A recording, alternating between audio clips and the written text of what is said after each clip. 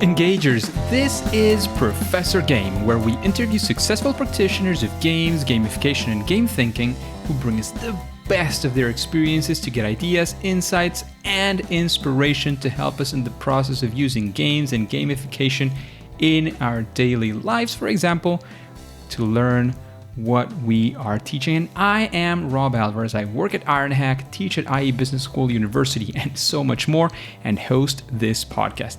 If you have an extra second, please go ahead and subscribe for free to our email list at professorgame.com/subscribe.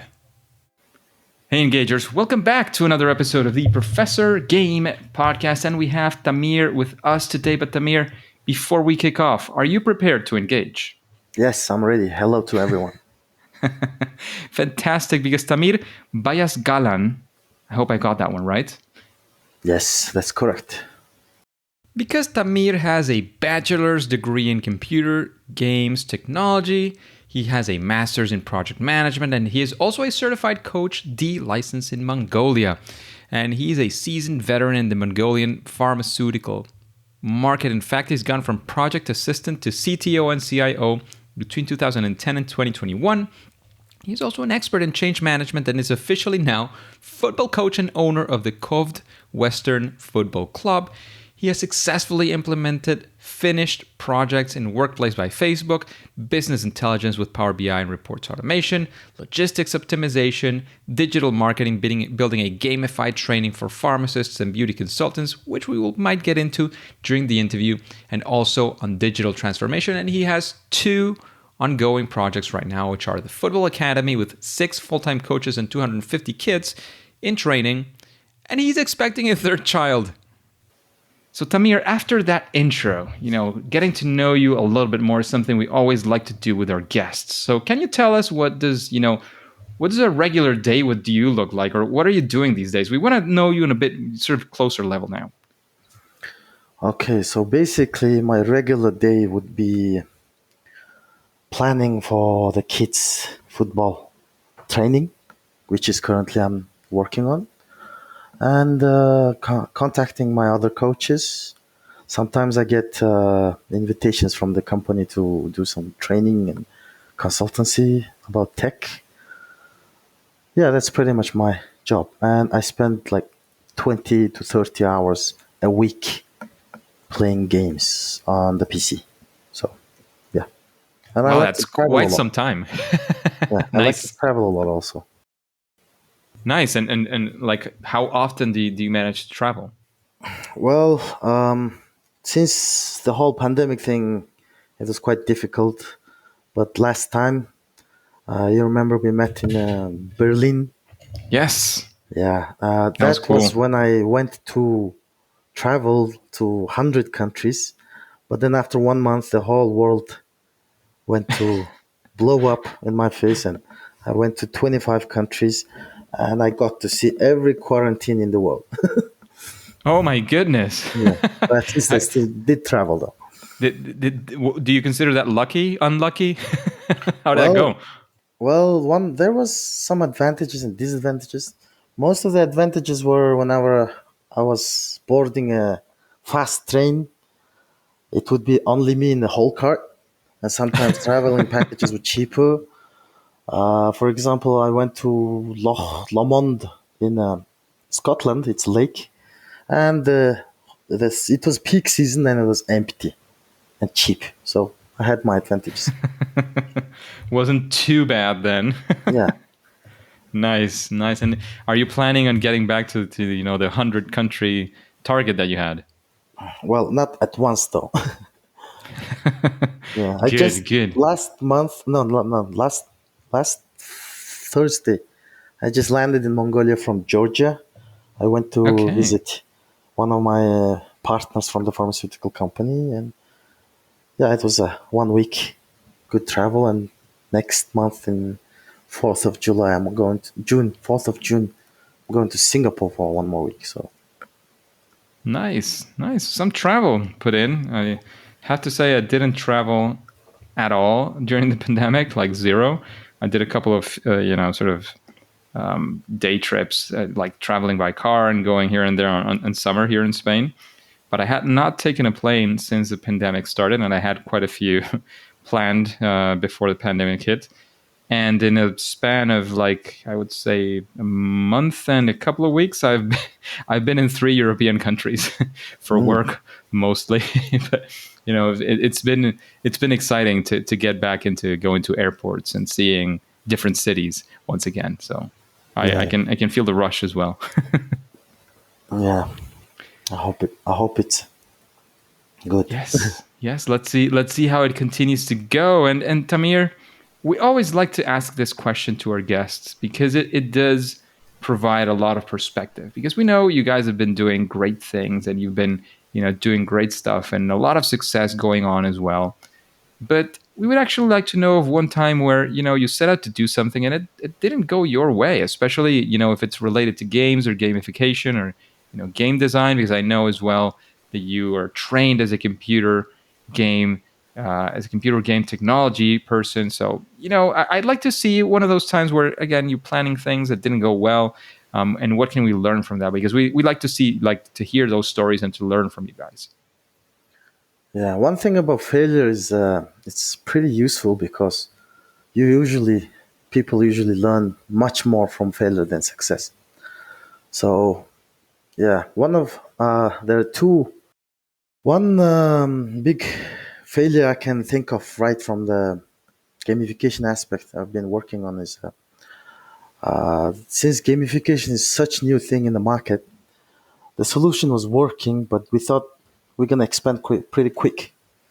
But then it requires a team to implement some stuff, right? Like gamification based learning Yep. systems and the solution of coding or purchasing a ready solution is the easiest part.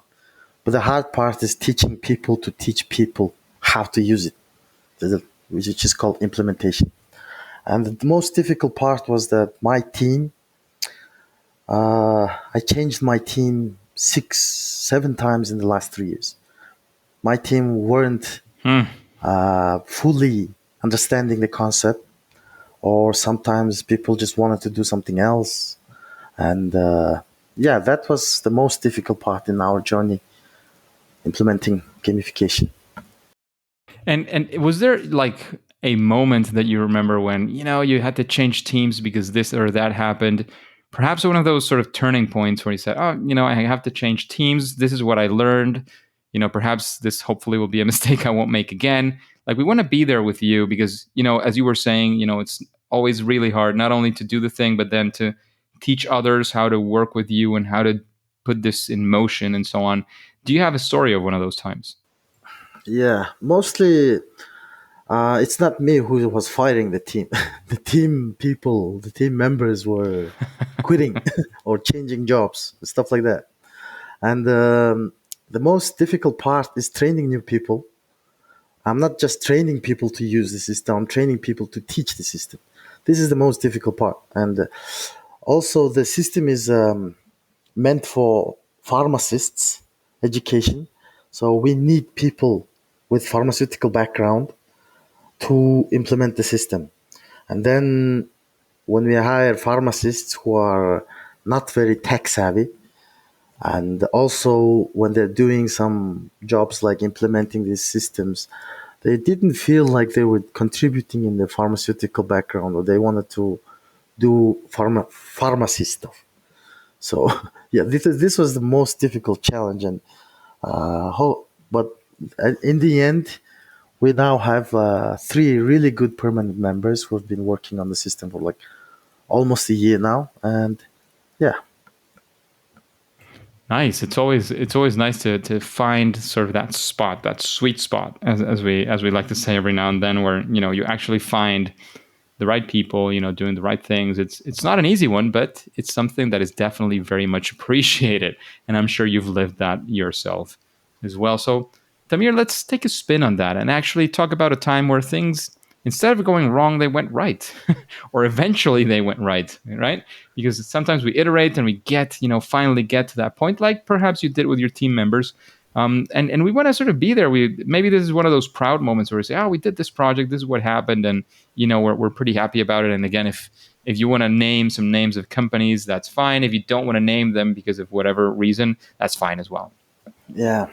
So Monos Group consists of almost 15 companies, but then there's like four companies which are in the pharmaceutical sector: manufacturing, distribution, chain of pharmacies, and the marketing.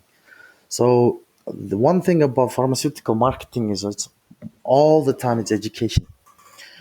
Pharmacists are working from 4,000 to 10,000 stock keeping units, which is different chemicals and drugs, and they have to keep learning or keep relearning those molecules, as we call it in the pharmaceutical sector. So let's say a pharmacist gives you the wrong molecule, it can actually be a negative in your health, So this to keep these pharmacists, the traditional way of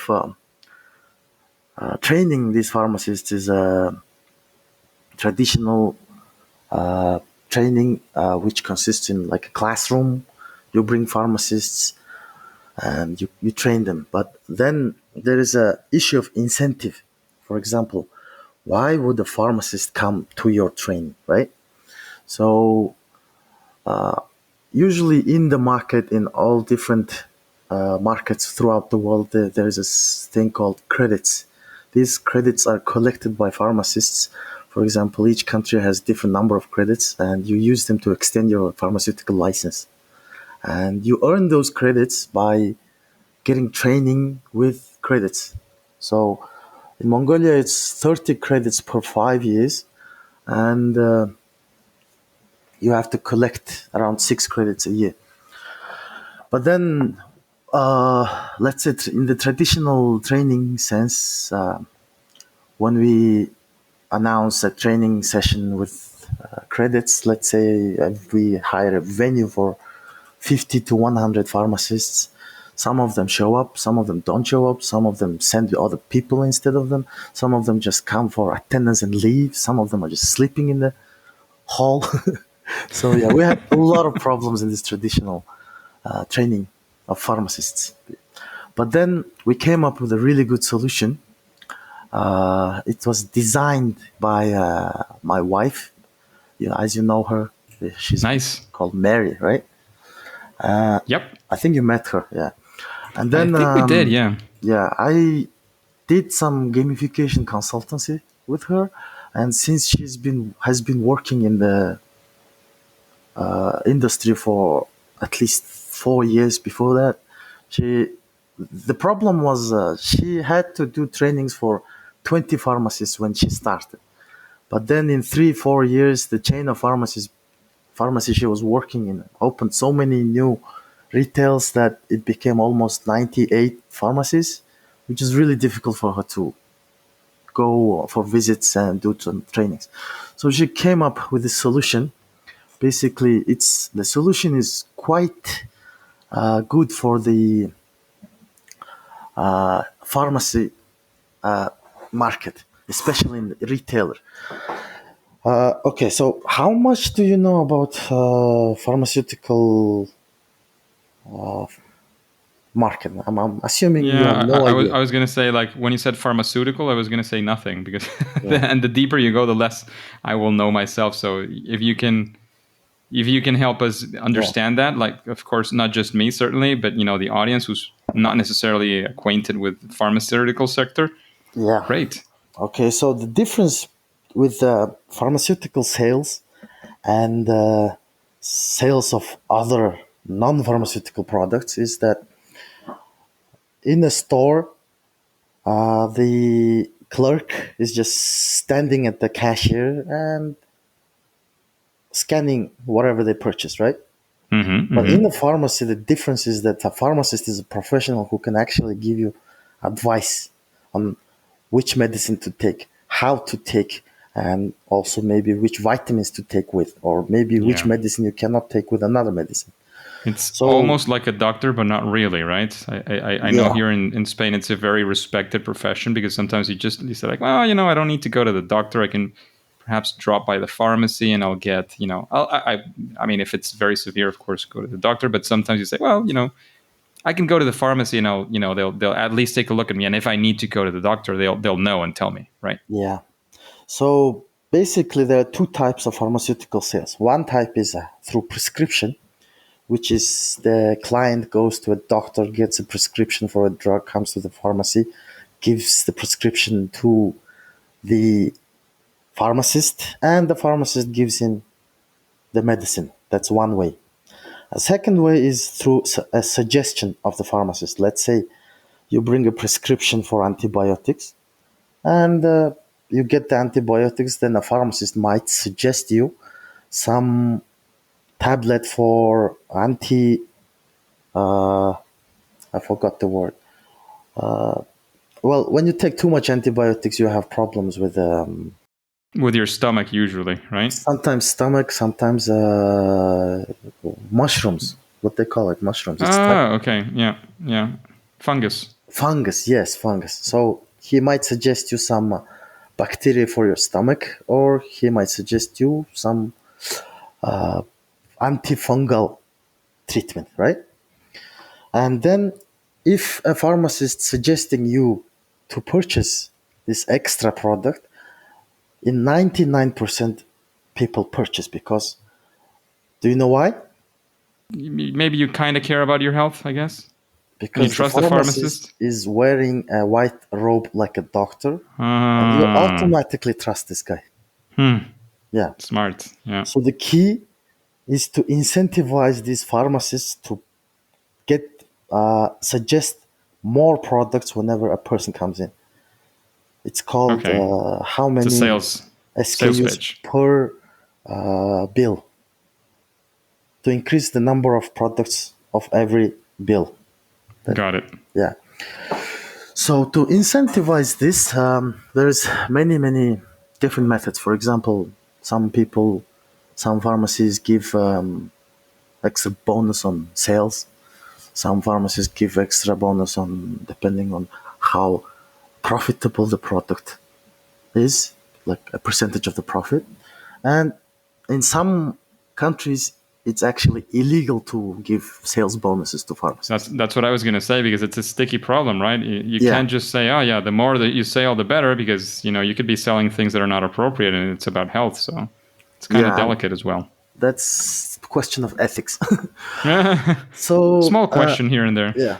Also, there's a problem with the product is that, for example, how many different brands of chocolate do you know? No idea, but Hundreds, plenty. right? Yeah. So, same situation in the pharmaceutical market. For example, let's say in one pharmacy you will have 5 or 6 different brands of paracetamol, right? How do you choose, right? Yeah, how do you choose? Depending on the price, depending on the quality, depending on the manufacturer or local manufacturing or top manufacturing. It depends. So you you want to have that pharmacist to be selling your brand, right? Yeah. So you have like 5 different competitors trying to sell the same product in one pharmacy. So sometimes some pharmacies, marketing people offer cash to incentivize their products. Sometimes they incentivize holiday trips, vacations, and or sometimes even Okay. presents, such as let's say if you make our plan, we will give you, let's say, washing machine. It's an example. Okay. So well, our what our system does is that we it's all online. It's on the mobile, a smartphone, and it's basically a chatbot. You give them a product information, a brochure, or some kind of digital poster about the product, and as soon as they read, we give them a quiz. We started off with 15 questions, but then 15 was too much, so we had to decrease, and we found out that the optimal number of questions was 6. So 3 very easy questions, 2 questions you need to little bit think about logically or use your expertise, and 1 question you do some research online. So this was a very good way of optimizing the quiz. And for every correct answer, this pharmacist will get a point. They have unlimited tries because we want them to learn. We're not actually testing them. We want them to learn. So they can receive the maximum number of correct answers for the quiz, and then they proceed to the next quiz if they want to. And after that, as soon as you learn this product, or let's say that brand, we actually connected this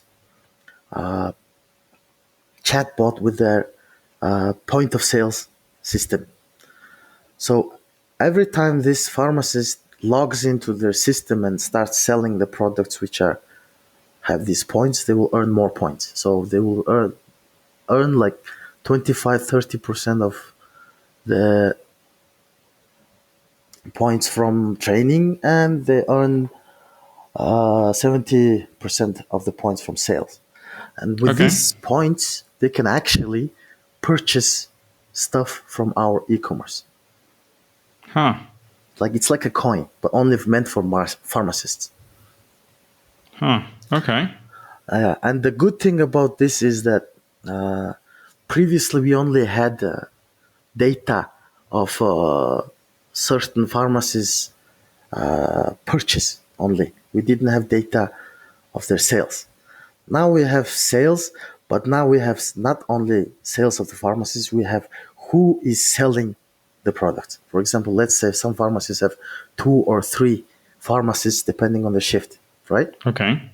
So every time they change a shift, the person will change their login into the POS system so they can earn their own points. But if they don't change the login, they will be actually somebody else takes it, right? Yeah, somebody else takes it. So with this concept, we actually can analyze who's learning quickly, who's learning during what time, when are they, basically behavioral analytics. Okay. And the good thing about this marketing is that, let's say you're a manufacturer or a marketing guy who wants to move your product through our system. We're calling it a digital marketing because we can actually count how many we sold through this system. Let's say in traditional marketing, let's say you put a commercial on TV, right? You don't know, Yep. maybe you know how many people saw it, but you don't really know how many people actually purchased it. You'll never know. Yeah, it's very difficult. I mean, also when you do multiple types of marketing, maybe some come from the doctors, some come from visits, some come from commercials, etc., etc. But you can't really pinpoint which marketing actually is selling. So Yep. with this marketing, we can actually count who's selling, how many is selling. So let's say you're a marketing person, you will pay us depending on how many points you distributed, for example. Yeah. Also, the thing about digital marketing is that people confuse digital marketing with social media marketing. When we say digital, people always think computers and such, but it's not actually computers. Digital marketing means digit, the word digit, right? So it's comes from the word digit, and digital marketing means marketing which you can count. Okay. Yeah. So it doesn't have to be on the system. Okay. Interesting. I never thought of marketing that way, actually. Yeah. So by incentivizing these pharmacists to suggest a product, it works like a charm. And first we started with actual cash, but the problem with the cash was that you always have different competitors who can outpay you, Yep. And whenever these pharmacists have 3 products, same products, all of them promising cash to them, they always sell the most, the one highest bidder. which is highest bidder. Yeah, they don't sell the others. But when you have like points, like let's say one product has 1 point, the other product has 0.5 points, maybe one product has 0.1 point, then they're selling them all of them. Okay. Which is quite good by replacing these points with replacing the cash with points. Well, we took that from the casino game industry, the idea. Yeah. So Okay. this system was originally developed. The whole concept is a very original concept, and with this concept, we one of our successes was that we started off with 60 pharmacists, and it picked up really quickly. Hmm. And then in 1 year, we had almost 350 pharmacists. And then we had a problem with the system because it was in-house development, and but we're not actual IT people, so we didn't have Okay. time to update or fix mistakes. So we had to find a similar solution which we can implement. So this is why I went to the Gamification Europe in Amsterdam to meet some providers, and as you know, I met Munch Self-Driven, and we Yes, purchased sir. purchased their system, and it's currently working with us. And also, one of the big success was that I made a presentation in the Adam Smith conference in Moscow. It's a conference for former socialist countries' pharmaceutical industry. So Okay, very almost, specific. Those are the best ones, yes, right? as in, no, it's more like almost 50 countries come attend this conference. And I Yeah, but made it's a, specific in the sense that, it's not just for everybody. It's, for the people who are really going to be interested. So yeah, that's it's in that's what the, makes it actually a lot better than just any conference going. Like, oh yeah, I went to this or that conference. It's yeah, never going to be as good as the conference. Like this is the conference for you, right? yeah, it's a specialized pharmaceutical conference. Yeah. And I put a presentation of my case, and then many people in the market actually loved it.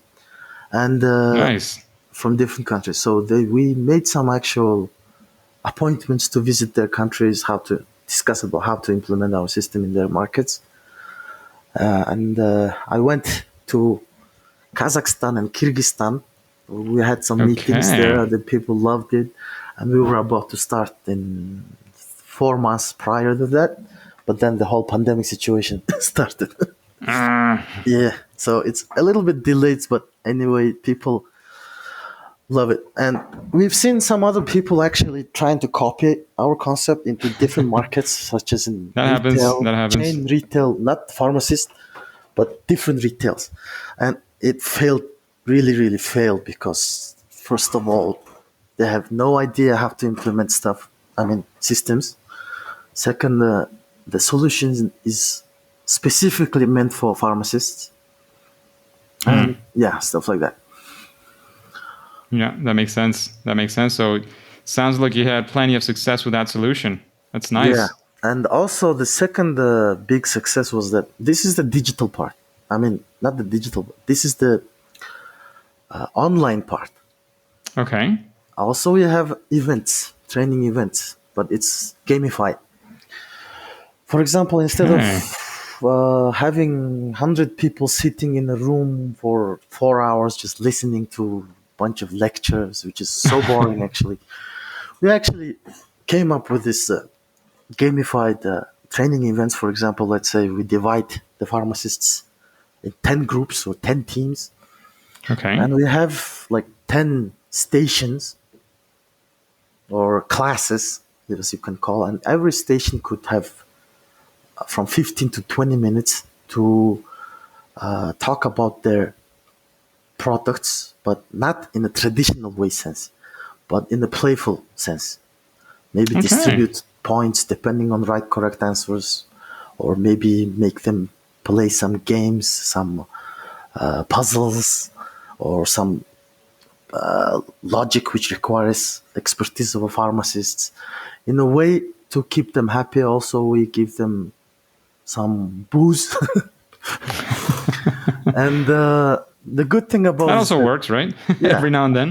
yeah, and the good thing about this is that we actually know who's learning, who's not learning from the actual points they received. And in the end, these marketing people who are renting the booths from us, they actually can make sales on the spot, for example, through our B2B e-commerce system, for example.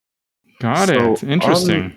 So on these events, the people who are renting the booths can actually calculate how much they have sold, or they can count how many people actually learned their product. So it's still a digital marketing, but then everything is offline. It's accounted for. Yeah. And this was a huge success also.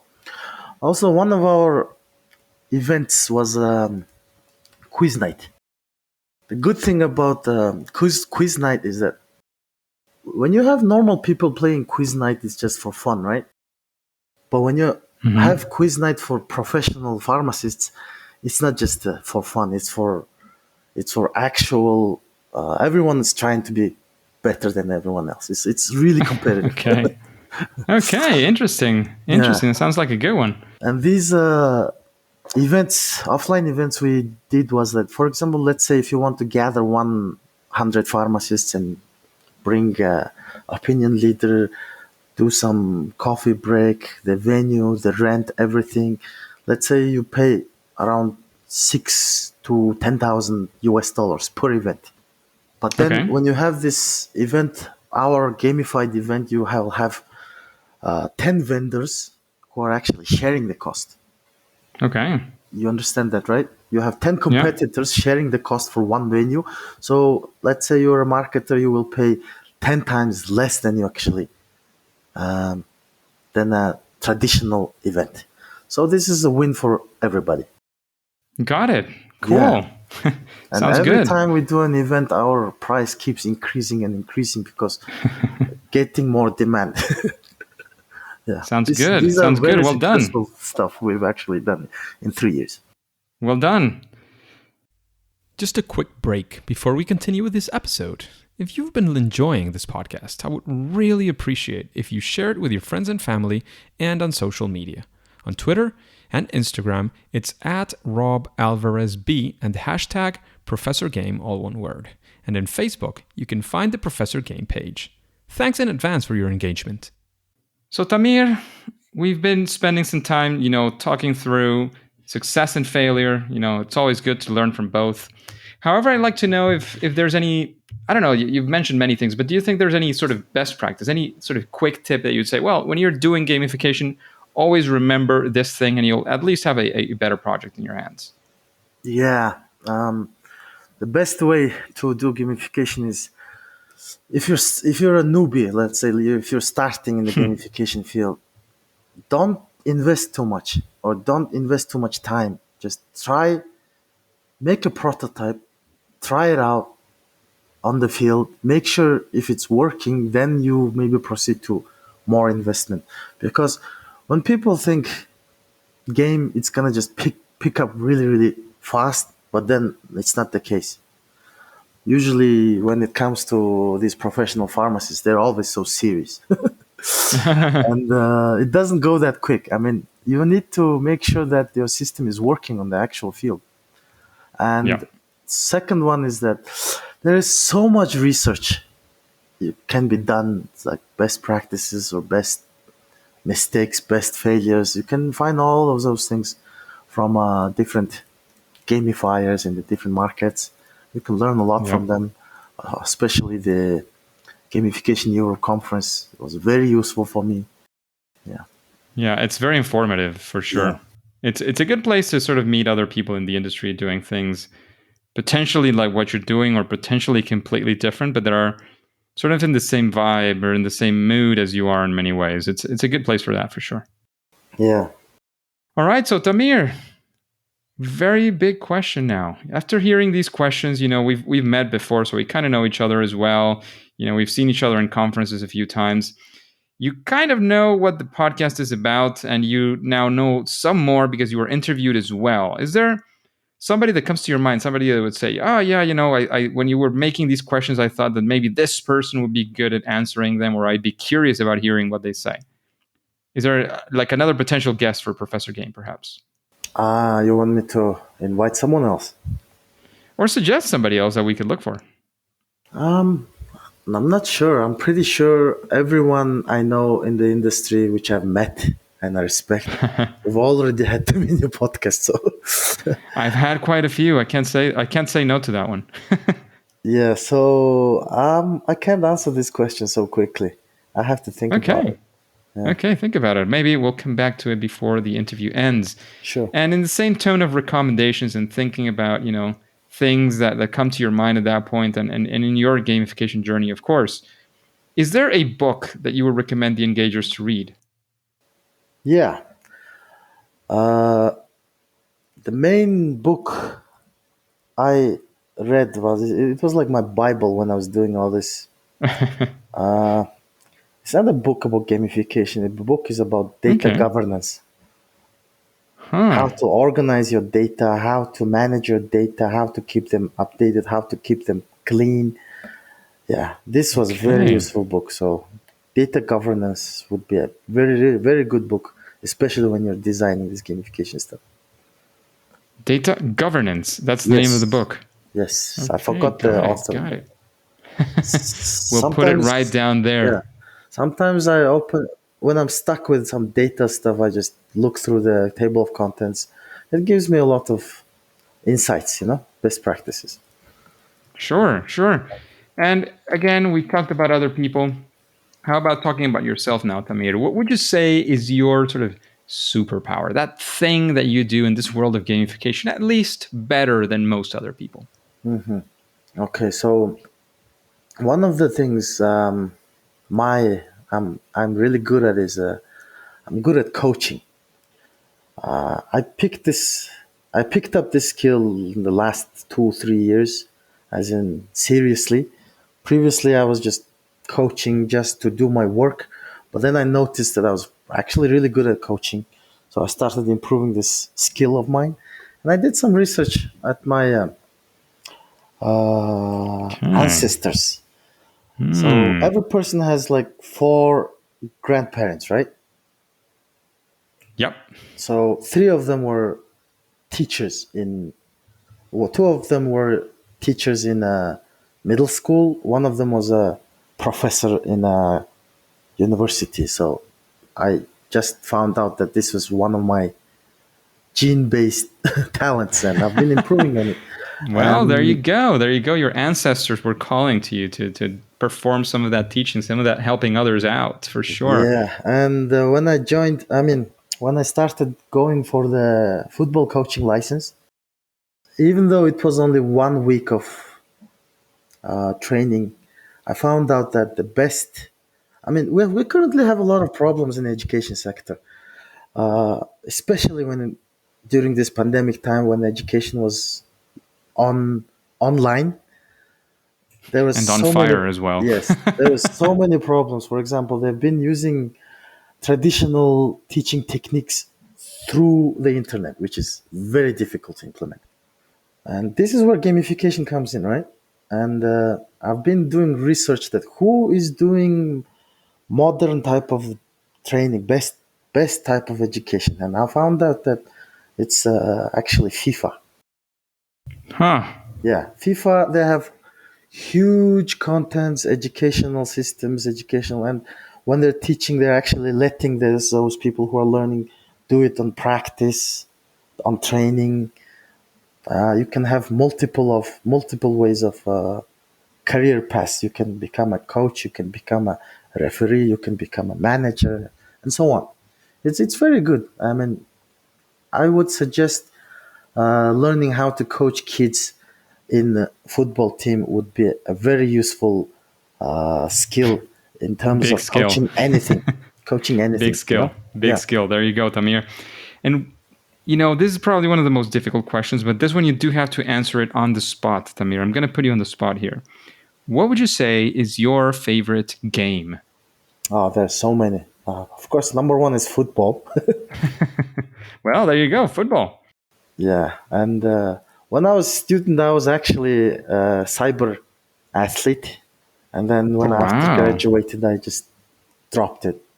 I was Well, actually a we, very we, we good get to player be a in bit Counter old Strike. after what is it, 23, 24? You're kind of old for cyber sports? Well, with age usually comes experience, and you become more. Coach. No, not coaching, but Really? uh, let's say let's say some sports like Counter Strike, right? It's actually 5 versus 5 chess. People think it's an action game, but it's actually chess. But when you have like older players, maybe they're not as reactive as the younger players, but they actually can lead the team. They can read the opposition, where they're headed, and stuff like that. Yeah. Yeah, that kind of happens as well with very, very, very talented football players, right? Like you get people like, especially the Italians, who tend to be like the top notch players tend to be like spend more time in the sport. Like Buffon, he didn't have the best reflexes, but he was very good at sort of predicting what the people were going to do next, and that's what led him to be very good. And Pirlo as well, who was Yeah, Italian. Pirlo, one of my favorites. Yeah. But yeah, those are very, very hard to come by. Yeah. Very, very hard. I found those two examples. I know Ronaldo, but he's an absolute beast physically. Most people don't get to his age, which is actually my age as well, in that sort of physical form. So those are the kind of freaks in the best of ways, right? Yeah. I try a lot of games just for the research, just to see how they applied gamification, and it's Yeah. fun. Yeah, of course. So Tamir, thank you very much for investing this time on it. Is it still Sunday for you, or is it already Monday? It's already Monday for you, right? I just came from Europe. I've been having a jet lag, so I couldn't sleep for the next 2 hours anyway. Got it. So you're still kind of in a Sunday, but physically on a Monday. Yeah, yeah. That's what it sounds like to me. So thanks again for investing this time with the Engagers. I don't know if there's any sort of final words you want to leave with us. Of course, let us know where we can find out more about your work before we say that it's game over. Yeah, I mean, I have so many things I want to talk about, but I'm not sure if we have enough time. So I'm gonna just say my last thing, which is in today's market, right? It doesn't matter which market. Doesn't matter if it's pharmaceutical, business, education, or whatever. Let's say you're providing a product or you're providing a service, one of them.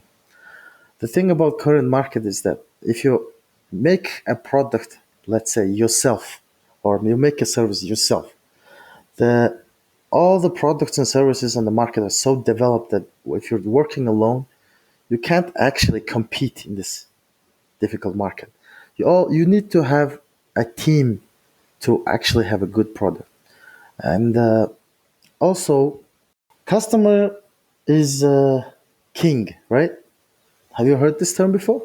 Customer is king. Yes. Okay, so now this term is wrong because customer is not king anymore. Customer is a Queen, maybe? traitor. They always go for somewhere else or whoever is providing better service. No, loyalty. Yeah. Customer is not loyal. Customer is never loyal. This is the new term. So instead of giving the customers some discount, it's better to give bonus to your salespeople. It works much better. This would be my last word, I would say. Sounds fantastic. Thank you very much, Tamir, for investing this time today with the Engagers, spreading some of that knowledge, that experience that you've had as well with gamification. But however, at least for now and for today, it is time to say that it's game over. Thank you. GG. Hey, Engagers, thank you for listening to the Professor Game podcast, and I hope you enjoyed this interview with Tamir. And if you're curious about something, there's this question going around your mind that you haven't found an answer to, or maybe you have found one answer you want more, how about you go to professorgame.com/question and ask that question. And if it is selected, and you have pretty good chances, I have to admit, it will come up in a future episode and you will get your answer live with a guest who is actually able to give you a good answer. So, it's for free. For sure, it's easy to do. Just go to professorgame.com/question, ask that question, and you'll get an answer live on Professor Game. And before you go on to your next mission, remember to subscribe or follow. That is for free on your favorite podcast app. And listen to the next episode of Professor Game. See you there.